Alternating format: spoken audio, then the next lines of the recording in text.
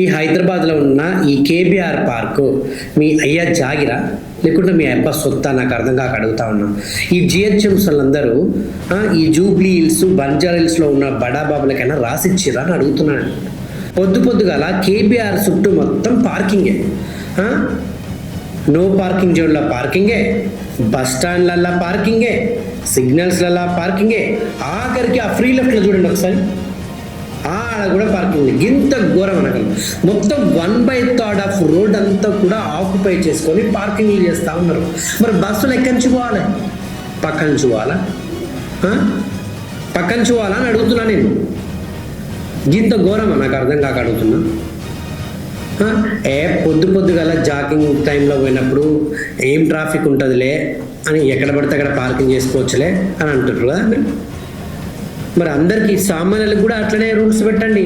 ఒక సామాన్యుడు బండి వేసుకొని కిరాణం షాప్కు పోయి సామాన్ తీసుకొచ్చేలోపే అలా రోడ్డు పక్కన పార్క్ చేసుకొని పోతే వెంటనే చలానా వేస్తారు.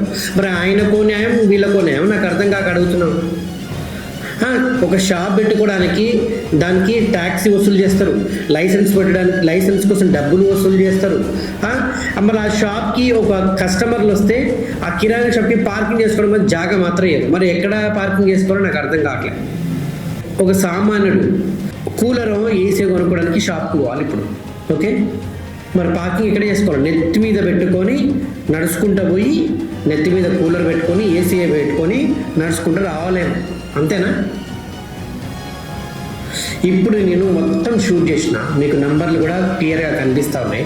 కమిషనర్ సార్ గారిని రిక్వెస్ట్గా నేను అడుగుతున్నా, మీరు చూపించిన నెంబర్లు అన్నిటికీ మీకు చలానా వేసే దమ్ము ఉందా అని అడుగుతున్నాను.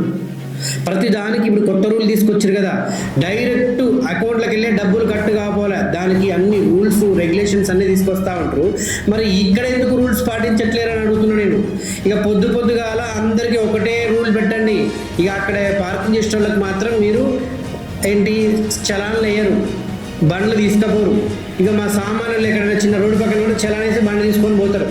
ఇక అందరికీ కేబీఆర్ చుట్టూ ఉన్న వాళ్ళందరికీ పొద్దుగాలనే రూల్స్ మార్చేద్దాం. ఎట్లా పడితే అట్లా పోండి, సిగ్నల్స్ పాటించకండి, తాగి నడపండి, ఓకేనా? బస్ స్టాండ్లో పార్కింగ్ చేసుకోండి, సిగ్నల్లో పార్క్ చేసుకోండి, ఆపోజిట్లో రండి.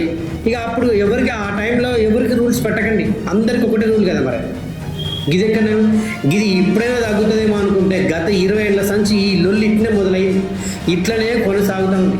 ఇప్పటికి కూడా ఎవరు అడగకపోతే ఇట్లనే ఉంటుంది. అరే మరి ఇంత ఘోరమా నాకు అర్థం కాక అడుగుతా ఉన్నాను. మీకు నిజంగా దమ్ముంటే అక్కడ పార్క్ చేసిన పడ్డ కార్లన్నిటికి కూడా మీరు నిజంగా చలానా వేస్తే నిజంగా నేను హ్యాట్స్ ఆఫ్ చెప్తా. లేదంటే అందరికి ఒకటే రూల్ పెట్టాలి, అందరూ ఒకటే రూల్తో పాటు మనం కూడా నడుచుకోవాలి, గింతే.